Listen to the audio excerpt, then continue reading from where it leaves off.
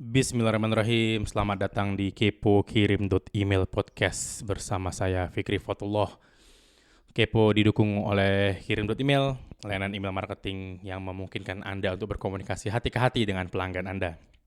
Gunakan kode kupon Kepo untuk berlangganan Kirim.email. Jadi itu alamat website ya, buka Kirim.email, tulis kode kupon Kepo untuk mendapatkan diskon khusus berlangganan Kirim.email. Saat saya rekam ini ada kabar tidak baik ya, dan saya juga sekalian mendoakan supaya kita mudah-mudahan kita dijaga oleh Allah, amin. Ya, lagi ada wabah virus corona. Saya rekam ini di 6 Maret 2020 ya. Nah, tapi ini bukan bahasan mau bahasan soal kesehatan, soal apa enggak. Saya nggak tahu apa-apa soal dunia kesehatan dan dunia virus ya.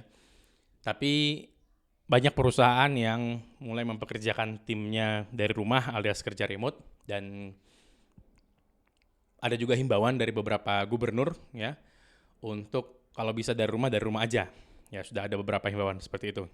Nah, dan beberapa waktu yang lalu sahabat saya Mas Wisnu dari Javan ya itu nanya ke saya, ya Mas, episode yang setahun tanpa meeting itu kok nggak ada lagi ya podcastnya? Ya dulu di podcast yang lama, ya jika Anda pernah follow podcast sebelum Kepo, itu kita ada bahas evaluasi 1 tahun di Kirim.email tidak ada meeting, karena kita di Kirim.email itu kerja full remote, kita nggak meeting. Meeting ini artinya meeting internal ya, biar kita satu halaman, meeting internal ya.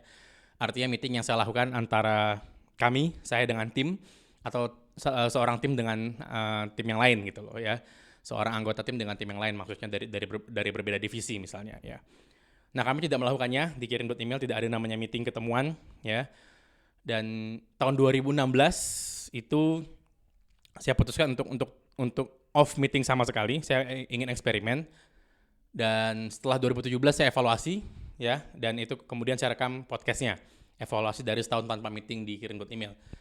Nah, itu artinya dari 2016 ke 2020 yang dimana itu saya rekam tahun ini ya, itu sudah 4 tahun kami tidak meeting berarti. Nah, ini makanya saya ingin merevisi kembali ya, melihat kembali bagaimana dari evaluasi setahun kemarin ke tahun ini, karena sudah banyak sekali yang berubah dari sisi teknologi, dari sisi kebijakan, dari sisi kerja remote itu sendiri yang sekarang sudah makin banyak di Indonesia maupun di luar negeri ya. Jadi saya ingin mempublikasi ulang rekaman dari tahun 2017 saat kami setahun tanpa meeting ya. Nanti mungkin di akhir setelah Anda dengar evaluasinya, setelah Anda dengar setahun tanpa meeting, setelah itu saya akan evaluasi lagi ya, sekarang apa yang masih kami lakukan dan apa yang tidak kami lakukan dan apa yang berubah ya. Jadi sebelum kita bahas ini, Anda dengarkan dulu rekaman dari tahun 2017 ya. Setelah nanti Anda dengar, di belakang saya akan bahas apa yang tetap kami lakukan sampai sekarang setelah 4 tahun kemudian, dan apa yang kami ubah dari evaluasi setahun ini ya. Selamat mendengar rekaman dari tahun 2017, ini dia. Saya ingin share apa yang terjadi kalau Anda setahun gak meeting, dan bagaimana saya melakukannya, bagaimana kami melakukannya sebagai tim di Kirim.email tanpa meeting. Oke? Kenapa saya menghindari meeting? Karena dari sebelum saya bangun Kirim.email, yang paling mengganggu menurut saya adalah meeting. Ya, saya diinterupsi dari kerjaan saya disuruh ketemuan ya. Beberapa perusahaan besar ya seperti tidak mau tahu, pokoknya mereka mau saya datang ke sana walaupun semua presentasi dan lain-lain bisa dilakukan jarak jauh, mereka nggak mau tahu. Mereka tetap mau tahu maunya saya datang ya. Saya datang yang dimana hampir tidak dihasilkan apa-apa dari pertemuan itu. Oke? Nah, saya menghindari meeting ada beberapa alasan, tapi ada 6 alasan yang kepikiran di saya sekarang. Nanti mungkin saya tambahin kalau ada keingat sambil jalan ya, Tapi yang pertama itu adalah meeting itu buat saya racun. Ya. Kenapa racun? Gini. Meeting 1 jam, orangnya ada 10, sama dengan 10 jam kerja kita renggut di meeting 1 jam itu. Bayangkan apa yang bisa dihasilkan dalam 10 jam kerja. Yang nggak usah 10 dia 6 orang. Misalnya 6 orang tim saya ini, termasuk saya semuanya ngumpul, maka 6 jam kerja direnggut hari itu hanya untuk ketemuan, ngobrol-ngobrol yang ya belum tentu efektif gitu loh. Oke? Mungkin Anda berpikir, loh kan meetingnya bisa dibikin efektif mas pakai agenda. Iya, tahan dulu. Oke? Kita akan ke sana nanti ya. Jadi meeting itu racun, tetap walaupun ada agenda, tetap Anda harus mendedikasikan waktu di sana. Dan selagi Anda meeting, kecil sekali kemungkinan Anda bisa kerja yang benar dengan optimal. Misalnya Anda seorang desainer gitu kan, ya diajakin meeting yang bahas marketing yang mungkin nggak nyambung sama Anda, ya Anda tidak bisa mendesain saat Anda meeting di bahasan itu gitu loh. Ini buat saya racun, ini buat saya yang saya masuk racun dan buat saya membunuh produktivitas perusahaan. Oke, jadi meeting buat saya banyakkan dramanya daripada banyakkan hasilnya gitu ya. Jadi meeting itu racun. Itu mindset yang saya tanamkan ke tim. Tidak ada meeting itu racun. Oke. Buat saya yang kedua, meeting yang ideal, meeting yang baik adalah meeting yang tidak pernah terjadi. Karena poin pertama tadi, karena meeting itu racun. Jadi meeting yang terbaik buat saya adalah meeting yang tidak pernah terjadi. Terutama meeting internal. Saya nggak bilang meeting ke klien. Ya. Klien pengecualian, klien yang artinya meeting keluar dengan orang baru untuk beli produk kita, atau misalnya meeting untuk kita buka jalur distribusi baru atau pengen kenalan, ya itu beda ya. Ini buat saya sih meeting internal sama tim, meeting perusahaan gitu loh ya. Jadi meeting yang terbaik adalah meeting yang tidak pernah terjadi menurut saya. Itu kesimpulan saya setahun ini kayaknya. Oke? Dari setahun ini juga, dari pengalaman saya juga saya ambil kesimpulan bahwa sebagian besar orang yang ikut meeting sebenarnya pengen ketemuannya, bukan pengen mengerjakan sesuatu hingga selesai. Bukan. Mereka bukan pengen kerja hingga selesai. Mereka pengen ketemuan gitu loh. Kebanyakan orang meeting seperti itu. Kenapa? Kalau nggak ketemu nggak enak. Kalau nggak ngelihat muka nggak enak. Jadi buat saya itu lebih kepada nafsu, bukan ke fungsi gitu loh. Ya. Lebih pada nafsu. Aku pengen ketemu dia, aku pengen lihat ini. Jadi nafsu kita sebagai leader, nafsu leadership gitu loh. Ya saya adalah pemimpin, semua tim saya, semua kru, semua bawahan, saya nggak suka banget pakai kata bawahan, tapi ini contoh aja, ilustrasi aja. Semua bawahan saya harus ketemu. Kenapa? Harus mendengar, saya harus didengar, saya kan pemimpin. Nah, saya lebih ngerasa itu di meeting daripada ya orang-orang yang pengen benar-benar menyelesaikan pekerjaan sampai tuntas gitu loh. Ya karena buat saya pekerjaan tidak akan tuntas dalam meeting gitu loh. Ya, pekerjaan tuntas kalau dikerjakan, bukan di meeting kan gitu. Oke. Jadi sebagian besar orang yang ikut meeting buat saya hanya pengen di situ karena pengen ketemuan atau pengen menghindari pekerjaan, itu yang level paling parah ya gitu loh. Alasan keempat. Orang yang ikut meeting sering banget pegang gadget. Ya, laptop, tablet, HP. Yang semuanya connect ke internet, yang semuanya akhirnya connect ke kerjaan mereka juga gitu loh, atau ke orang-orang yang mereka butuhkan untuk misalkan pekerjaan kan gitu. Ya kan, jadi kalau mereka pegang gadget, badannya di situ, pikirannya nggak di sana, ya badannya ngapain di situ? Ya sekalian aja badannya dibuang gitu kan ya. Jangan di situ gitu loh. Oke? Multitasker gitu loh. Saya tidak peduli sama skill ada orang yang skillnya bisa ngerjain di HP sambil ketemuan. Itu buat saya bukan hal yang luar biasa, itu buat saya menghina gitu loh, ya kan? Kita tidak menghargai orang yang datang, kita malah megang HP ngurusin yang entah di mana, ada orang depan kita, ada tamu terutama. Jadi ini juga yang alasan, ya toh kita semua sedang saat ini, jika Anda dengar ini, kemungkinan besar Anda sedang megang gadget atau punya gadget yang connect ke internet, ya jadi kenapa nggak meetingnya via itu aja gitu loh, kenapa harus datang? Ya toh saat datang kita megang gadget juga, jadi kita ngapain di situ? Ya. Selalu ada orang yang duduk di pojok ruangan megang gadget kalau lagi meeting. Selalu ada. Apalagi kalau meetingnya rame, di atas 5 orang.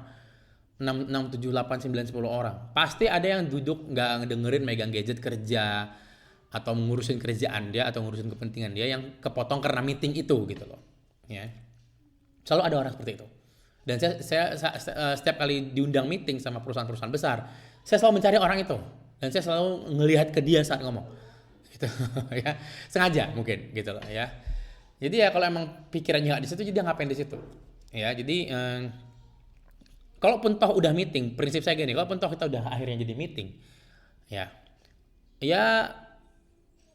dihargai lah ya gitu, udah datang gitu kan ya, jangan megang gadget lah gitu loh, yang ngobrol ya, bahas kepentingannya, ya dihargai dikit gitu loh. Alasan poin kelima, poin keberapa? Poin kelima ya. Poin kelima, meeting tempat bertemunya orang-orang yang bukan mahram. Ya, perempuan laki-laki bercampur semuanya meeting gitu. Ya itu yang saya terjadian di saat saya meeting dengan beberapa calon klien gitu. Ya beberapa nggak jadi klien. Bertemunya saya dengan wanita-wanita yang seharusnya tidak saya temuin, yang tidak, kadang dalam beberapa kasus tidak mengenakan hijab gitu loh. Jadi sudah berlawanan jenis, kelihatan aurat lagi gitu kan ya. Yang buat saya sangat tidak nyaman gitu loh ya. Makanya saya selalu menyuruh si wanita ini bawa mahramnya seperti suami atau saudara, ya mungkin agak sedikit susah kan gitu ya. Nah, saya tidak mau ketemuan sama orang kalau dia tidak ada mahramnya gitu, apalagi hanya berdua, perempuan laki-laki, itu saya akan sangat saya hindari. Oke. Itu juga yang saya sangat membuat meeting saya nggak suka gitu loh. Oke, jadi memberikan kesempatan atau memberikan peluang untuk bertemunya perempuan sama laki-laki di satu tempat dan banyak bertemunya. Kadang banyak perempuan dengan banyak laki-laki gitu ya. Itu poin kelima. Poin keenam. Dalam meeting biasanya hanya satu orang yang serius nyatet. Saya ingat banget di Telkom ada namanya Bu Teni. Kalau Bu Teni dengar ini, ibu adalah orang paling rajin yang pernah saya temui. Oke. Saya ingat banget saat saya meeting di Telkom ada namanya Bu Teni. Bu Teni itu selalu mencatat, selalu. Ya, dan saya sangat respect sama beliau karena ini. Dan catatannya sangat detail, super detail. Kenapa? Karena saya juga orang yang sangat mencatat saat meeting gitu loh. Ya. Karena saya cukup yakin otak kita didesain, ya otak saya lah paling nggak. Saya nggak mau bilang kita semua, mungkin Anda lebih bagus daya ingatnya daripada saya ya.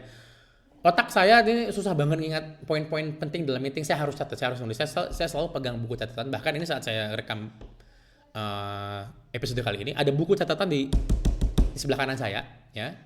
Dengan pulpen yang selalu saya pakai, dengan spidol kecil yang selalu saya pakai untuk saya nyoret apapun yang saya lihat, saya pelajarin, saya dengar, atau yang ada di pikiran saya. Kenapa? Karena saya percaya otak saya lebih didesain untuk menghasilkan ide bukan mengingat ide gitu loh. Ya, untuk menghasilkan ide bukan untuk mengingat sesuatu. Jadi saya selalu mengingat dengan media lain. Entah itu dicatat, entah itu direkam suara seperti saat ini, entah itu direkam video atau apa. Tapi tidak, medianya itu bukan otak saya manual gitu, enggak. Ya, dan lagi ya berapa persen yang masih kita ingat 2 atau 3 hari setelah meeting itu terjadi. Ya, saya cukup yakin, kecuali Anda punya super memory yang punya kapabilitas masuk ke Guinness Book of Record atau Muri, Anda mungkin juga nggak akan ingat 100% gitu ya. Oke. Jadi satu orang yang nyatet, ya. Selalu satu orang yang nyatet, dan peserta meeting lain itu akan melihat catatan satu orang ini. Ya, artinya apa? Artinya sisanya itu mengingat.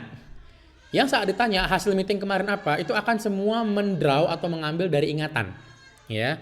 Yang akan semua merecall atau memanggil ulang dari dalam ingatan, yang di mana ingatan setiap orang berbeda-beda gitu. Artinya apa? Kalau Anda tanya hasil meeting Anda sama 10 orang, coba tes, saya pernah ngetes ini. Ya, waktu saya meeting dengan tim kita di U Business dulu, saya pernah tes. Ada 5-6 orang yang ikut meeting, saya tanya satu-satu, apa kesimpulan meeting kemarin? Ada yang bilang A. Apa kesimpulan meeting kemarin? Bilang A juga tapi berbeda. A aksen deh saya bilangnya. Apa kesimpulan meeting kemarin? Ada yang bilang sampai B gitu. Saking dia nggak tahu bahwa dia nggak ngambil kesimpulan A gitu ya. Artinya apa? 10 orang akan mengingat 10 hal berbeda pasti. Ya. Makanya ada satu orang yang disebut sama notulen meeting, notulen rapat, tukang nyatet. Bener nggak? Ya, dan semua orang bergantung sama catatan si notulen ini dan sama ingatannya masing-masing gitu loh. Ya, kalau komposisi sudah seperti itu, saya sangat yakin itu meeting tidak akan terdokumentasi dengan baik, pasti. Karena si notulen juga nggak akan mungkin catat semuanya kan gitu. Si notulen juga akan, si pencatat juga akan mengingat apa yang penting buat dia, apa yang harus dia ingat kan gitu, apa yang harus dia catat. Dan dia nggak ngerasa semuanya harus dicatat kan gitu, ya. Jadi itulah beberapa poin. Dan poin yang terakhir adalah meeting adalah produk tahun 40-an. Jadi meeting yang pertama kali didokumentasikan dan disebut sebagai meeting ya, itu terjadi tahun 1946, 10 Januari 1946 di Amerika. Ya, itulah meeting, kalau nggak salah meeting pertama kali yang terdokumentasi. Produk tahun 46. Ya, meeting adalah produk tahun 40-an, dan kita sekarang hidup di abad 21 di tahun 2017 ya. Dan kita masih meeting gitu. Buat saya something very wrong sama budaya itu gitu loh, ya. Sesuatu sangat salah di sana gitu loh. Kalaupun kita meeting, ya sudah saatnya meeting ini di-upgrade gitu loh, jadi sesuatu gitu ya. Ya, itu tadi rekaman dari tahun 2017 ya, masih menggunakan mic yang lama, makanya suaranya masih menggema, dan anak saya masih ada yang baby, jadi masih ada nangis-nangis, yang sekarang anaknya sudah besar ya. Nah, apa yang berubah? Sebenarnya hampir tidak ada yang berubah dari sisi metodologi kami berkomunikasi. Kami menggunakan metodologi atau sebuah cara lah ya, metodologi ribet amat. Sebuah cara yang namanya komunikasi tidak sinkron ya. Sudah sering sekali saya bahas di Kepo ya. Anda bisa langsung ke kirim.email/remote, itu episode yang sangat panjang yang membahas dengan detail step by step bagaimana kami berkomunikasi dan bagaimana kami bisa survive tanpa meeting ya. Dan apakah ada yang saya ubah dari poin-poin yang saya bahas tadi? Tidak ada. Ya. Ditambahin ada mungkin. Ya, ditambahin ya tadi soal penghematan, mungkin yang ditambahin soal penghematan biaya macet lah gitu ya. Jadi tidak ada waktu dan biaya yang habis di kemacetan. Terutama sih waktu ya. Kalau duit masih sangat sangat bisa ditoleransi ya. Tapi waktu yang habis ini luar biasa. Beberapa kali pernah ada kejadian ya, kayak kemarin sempat ada banjir atau sempat ada tanah longsor yang dimana tidak memungkinkan saya untuk pergi ke mana-mana gitu kan ya.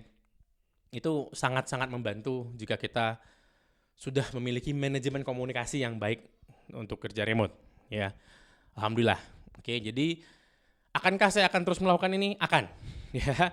Dan seperti yang saya pernah bahas di beberapa episode yang tentang remote sebelumnya, kerja remote sebelumnya, yaitu kalaupun ketemuan di kirim email itu saya akan sangat menghindari bahas kerjaan, lebih ke kenalan. Ya, karena beberapa orang di kirim email sama sekali belum pernah ketemu. Jadi kalau ketemu itu memang ya kenalan lah, ya kenalan, ngobrol, hobi segala macam. Jadi kita tidak ngomongin kerjaan, kira-kira seperti itu, ya. Jadi memang kendala terbesar kerja remote ada 2. Yang pertama meeting, ya, meeting internal. Yang kedua adalah produksi kalau dia fisik. Hanya itu, ya. Tapi saya masih bertahan dengan opini saya dari 5 tahun yang lalu, ya, bahwa tidak semua orang harus datang. Tidak semua perusahaan cocok kerja remote, ya. Tapi juga tidak semua orang harus datang ke kantor. Dalam artian ya, contoh accounting atau marketing itu seringnya tidak harus ke kantor, mereka bisa kerja dari mana aja, pada dasarnya desainer ya, programmer juga sama. Ya, kalau produksi apa boleh buat, apalagi kalau produk fisik ya apa boleh buat, ya emang harus datang. Ya, tapi lagi tidak semua harus datang. Ya. Dan di Indonesia sendiri kerja remote sekarang sudah lebih diterima daripada dulu saat kami memulai di 2016 itu. Gitu kita bilang kita kerja remote, kita nggak punya kantor, itu masih banyak wajah-wajah yang aneh ngelihat saya ngomong begitu. Sekarang sudah tidak. Sekarang saya sudah beberapa kali saat saya bilang, oh kami kerjanya remote, oh ya saya juga. Sudah beberapa kali saya ketemu orang-orang yang mengatakan saya juga atau kami juga gitu loh ya. Alhamdulillah sudah makin banyak teman berarti kirim email. Dulu mungkin yang saya kenal di Indonesia cuma 2 apa 3 perusahaan gitu yang seperti kirim email ya, total remote, nggak punya kantor gitu loh. Sekarang sudah makin banyak ya. Alhamdulillah. Oke. Jadi jika Anda ingin memulai, silakan mulai ya. Yang pertama dibuang apa saat kerja remote itu buang grup WhatsApp. Ya, jangan ada bikin grup chat, grup WhatsApp, grup Telegram, itu dibuang. Kalau Anda punya sekarang itu dibuang karena itu sangat mengganggu. Ya, dan itu rawan miskomunikasi. Lalu pelajari bagaimana cara berkomunikasi tidak sinkron. Ya, asynchronous communication istilahnya. Itu ada di kirim.email_remote atau itu di podcast episode 5. Jadi kepo.blog_5. Silakan ke situ. Ya, buka HP Anda sekarang bisa ke kepo.blog_5. Nanti Anda akan melihat episode 5, episode remote Anda pelajari di situ. Dan kalau Anda mau semua episode remote, itu Anda bisa ke kepo.blog. Ya, itu alamat websitenya untuk kirim email podcast. Jadi silakan Anda ke kepo.blog. Masukin alamat email Anda, nanti kita akan kasih instruksi bagaimana Anda bisa mendengar seluruh episode Kepo melalui smartphone Anda, termasuk seluruh episode kerja remote yang pernah kami rekam ada di situ ya. Itu aja mungkin dari saya. Jangan lupa gunakan kode kupon Kepo untuk mendapatkan diskon khusus berlangganan kirim.email. Ya, itu alamat website kirim.email, lalu gunakan kode kupon Kepo. Terima kasih. Sampai ketemu di episode selanjutnya insyaallah. Assalamualaikum warahmatullahi wabarakatuh.